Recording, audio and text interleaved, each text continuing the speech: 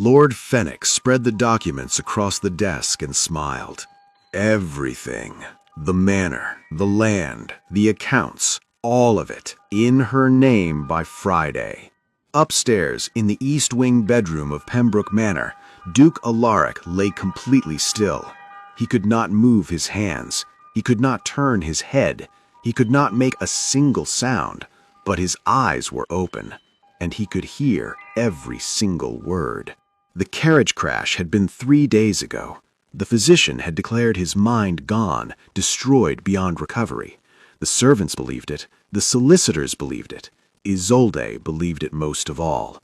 She walked into his bedroom that evening, sat beside him, took his limp hand in both of hers, and laughed. Not the soft, grieving laugh of a devoted wife, the long, relieved laugh of a woman who has been waiting for something for a very long time. "It's finally over," she whispered. She had no idea. He heard everything. He remembered everything. And when he was ready, he would make sure she remembered this moment too. If you are not subscribed yet, do it right now, because what this man does next, nobody sees coming. Subscribe. This one will leave you speechless. The rain had not stopped for 3 days. It came down in heavy, punishing curtains across the Pembroke moors, turning the North Road into a river of black mud and bending the old yews along the gorge so severely that travelers who knew that road well had chosen, that evening, to stay home. Duke Alaric Pembroke was not the kind of man who stayed home.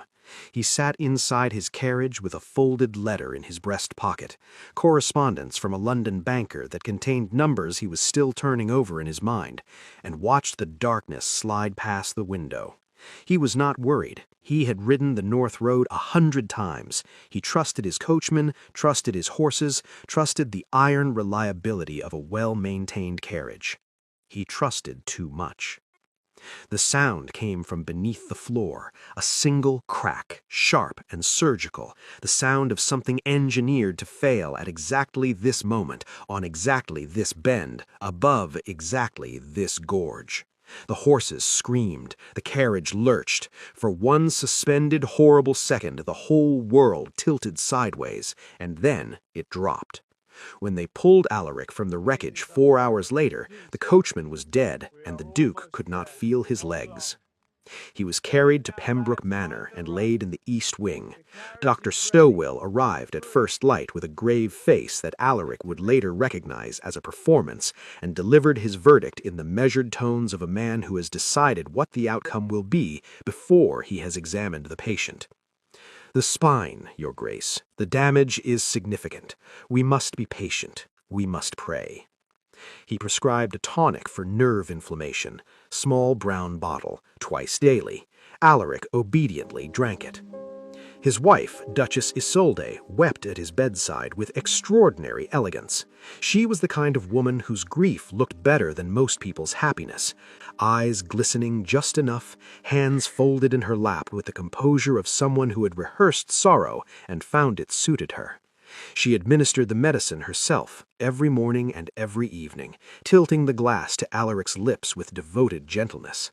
The medicine tasted of anise and something underneath, something metallic and bitter that clung to his throat like a warning he could not yet name.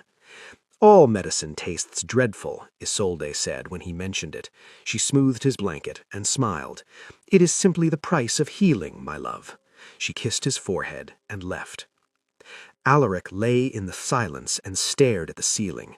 He was a man who had survived drought, litigation, a fever in Calcutta, and a father with a talent for impossible demands. He was not built for simple acceptance, and what he was accepting right now, the clean crack of the axle, the taste of the medicine, the rehearsed grief on his wife's face, did not sit quietly inside him. It paced, it scratched, it insisted on being examined. The axle had not simply broken. He had heard brakes before. They were ragged, grinding things. This had been one single crack, deliberate as a pistol shot. On the fifth night, when the house had gone dark and quiet, he heard voices from the study directly below his bedroom, Isolde's voice, low and unburdened, and a man's, Lord Fenwick, her second cousin by marriage, a man who had always toured the Pembroke grounds with acquisitive eyes of someone calculating what things were worth. He could not hear the words, but he heard Isolde laugh, not the controlled decorative laugh she used in society, something looser, something that belonged to a woman who believed her obstacles were almost cleared. Alaric did not sleep that night. He lay perfectly still and began with tremendous patience to plan. Crispin Ware had served Alaric Pembroke for 19 years. He had followed him to 3 countries, pulled him from one ill-advised fight, nursed him through a fever that the Calcutta doctor had not expected him to survive, and kept confidences that would have unsettled several powerful families. He was a compact man, gray-eyed, utterly unremarkable in appearance, which had always been his greatest professional advantage. On the 6th morning after the crash, Crispin arrived for his duties and found the Duke watching him. Not with pain, not with the foggy helplessness that the medicine seemed designed to produce. With the expression Crispin had seen twice before, once before the Edinburgh incident and once before a business negotiation that had left 3 rivals without their shirts. It was the Duke's hunting face. Alaric said nothing. He looked at the brown bottle on the bedside table. He looked back at Crispin. Once. Slowly. Crispin understood immediately. He took the bottle to old Mr. Petch, the village chemist, presenting it as a request for a fresh supply. Petch examined it with the distracted efficiency of a man who has handled 10,000 bottles and knows them all by smell. Then he stopped. He held the bottle up to the light. He unstoppered it and applied 1 small drop to a strip of treated paper he kept for exactly such tests, the kind of test a careful man keeps available and prays he never needs.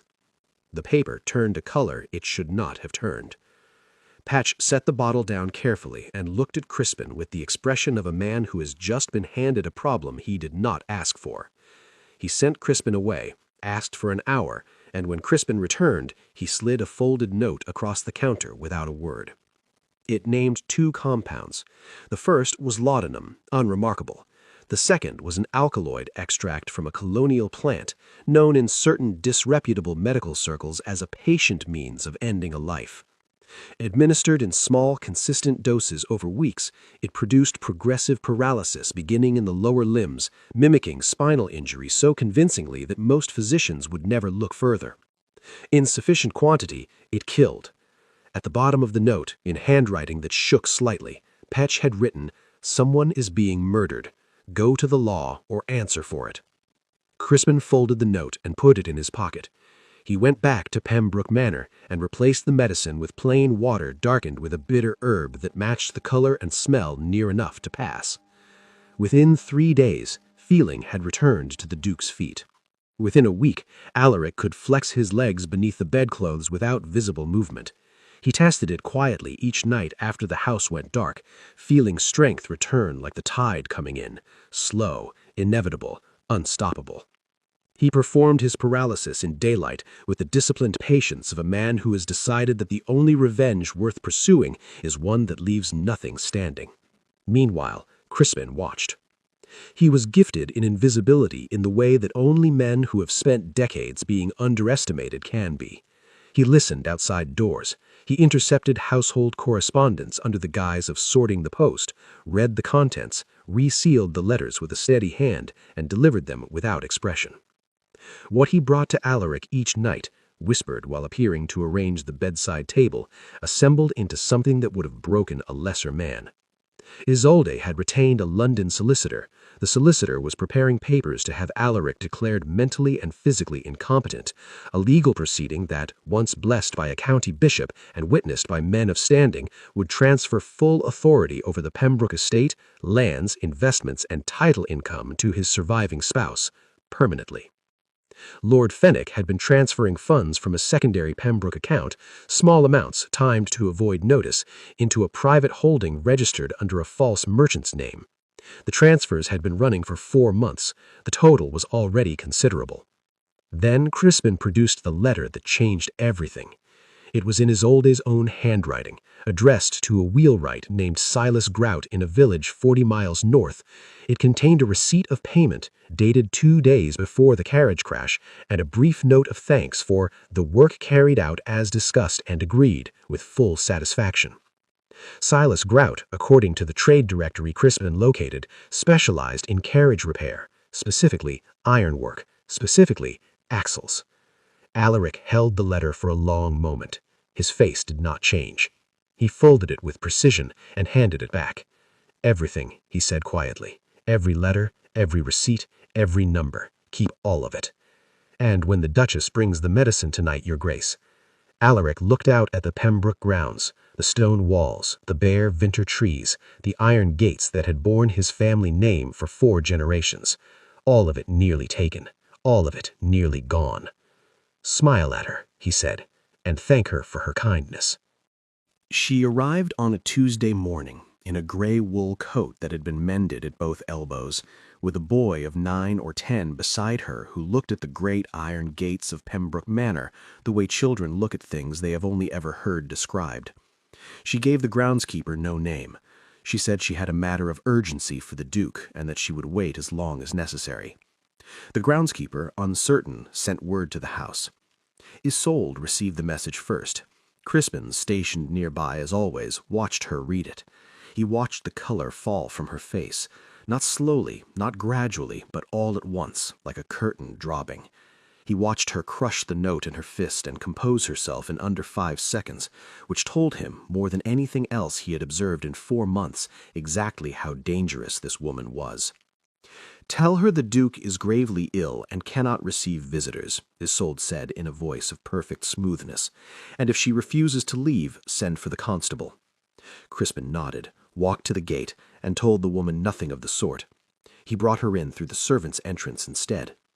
Her name was Lady Rowena Ashby, and 10 years ago she had been the only woman Alaric Pembroke had ever intended to marry. He had met her at 28, before his title fully transferred, before the arrangement his father had constructed with the Beaumont family, before Isolde. Rowena had been the daughter of a minor country lord, clear-eyed and honest in a social world that considered both qualities slightly embarrassing.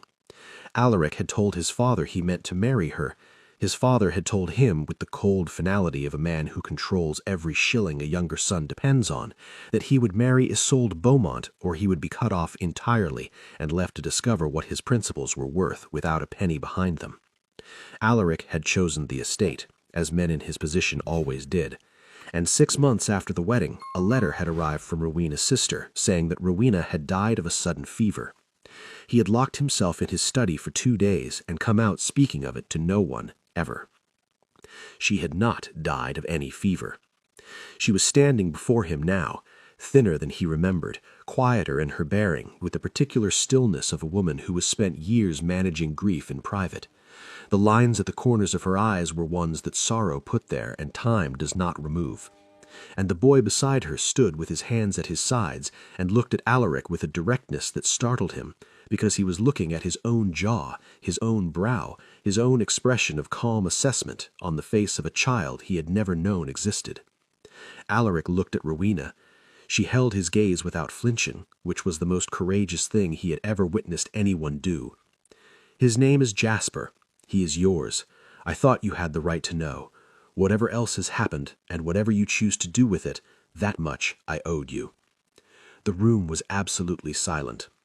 Isolde had gone to Rowena 6 months into the marriage. She had arrived with 2 men and an offer wrapped inside a threat. "Leave England, never contact Alaric, tell your family you have died, and you will be permitted to live. Stay, and the consequences would be arranged to look like misfortune." Rowena had been 3 months with child when she accepted those terms. She had gone to a cousin in the Scottish borders and raised Jasper alone in a house with mended elbows on every coat and a fire only large enough to be necessary. She had kept her silence because she had convinced herself that Alaric was settled, content, living well, that disrupting his life would only scatter ruin across everyone, most of all her son. It was Jasper who had ended her silence. The previous winter, with the directness available only to 9-year-olds, he had asked who his father was and whether his father knew about him. Rowena had no answer for either question that she could live with, so she had come. Alaric reached across and placed his hand over hers, the first deliberate movement he had ever made in front of another person since the crash, and said, "You should never have carried this alone." His voice was rough with something that had accumulated for 10 years and had no single name. Jasper was examining the bookshelves along the far wall with the focused concentration of a boy determining whether a room is worth his respect. He pulled one volume out an inch, pushed it back, moved to the next.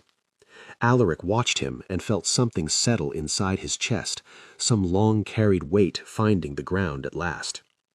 "What happens now?" Rowena asked quietly. "Now," Alaric said, "I stand up and I end this." Isolde had arranged the dinner for the 28th. 11 guests, 3 solicitors, 2 county lords, a bishop, a physician unconnected to the estate, 2 witnesses of unimpeachable reputation, and Lord Fenwick, who arrived 40 minutes early and took his seat at the far end of the table with the studied composure of a man who has calculated everything and found the numbers satisfying.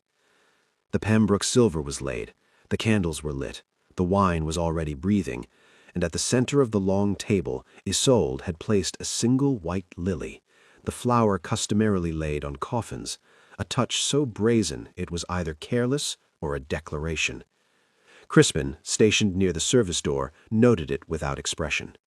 Isolde welcomed her guests with the practiced warmth of a woman hosting a triumph she intends to wear as sorrow.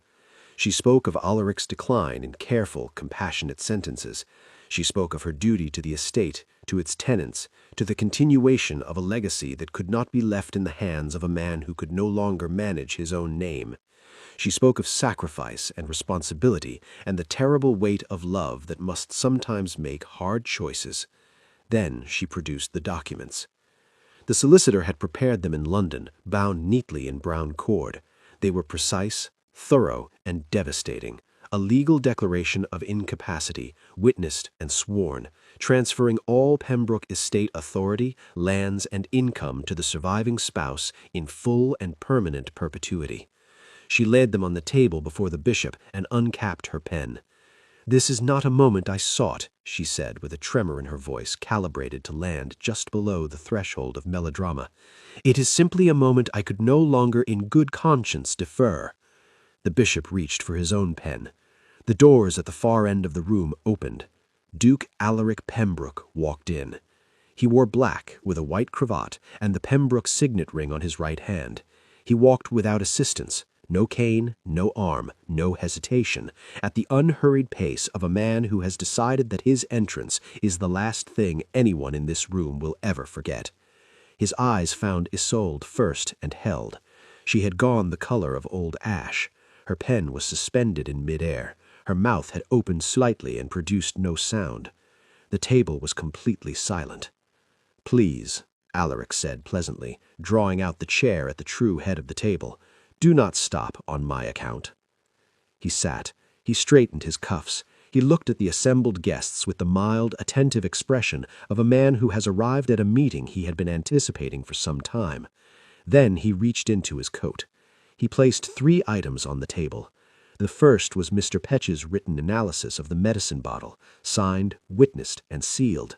It named the compound, described its effects, and estimated that at the dosage administered, death would have been expected within 40 days. The second was Isolde's letter to Silas Grout, the wheelwright, her own handwriting, her own seal, the payment receipt dated 2 days before the carriage went over the gorge.